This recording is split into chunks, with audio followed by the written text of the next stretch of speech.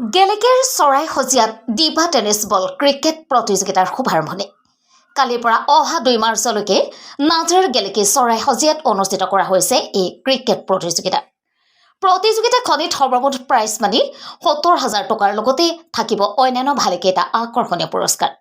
গেলেকীৰ গোৰ্খা যুৱ সমাজৰ উদ্যোগত আৰু স্থানীয় ৰাইজৰ সহযোগত দ্বিতীয় বৰ্ষৰ বাবে আয়োজন কৰা হৈছে এই প্ৰতিযোগিতা।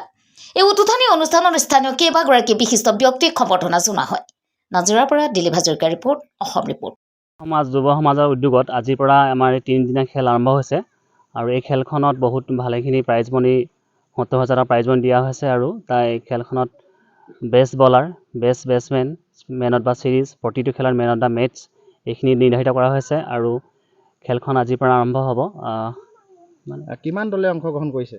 বৰ্তমানলৈকে বহুতখিনি দলে আমাৰ অংশগ্ৰহণ কৰিছে আৰু আহি আছে দল আৰু খেলখন আৰম্ভ হ'ব এতিয়াৰ পৰা বহুতখিনি দল আহিছে আমাৰ যোগাযোগ কৰিছে। বিজয়ী দলক কিমান টকা প্ৰাইজ মনি দিয়া হ'ব?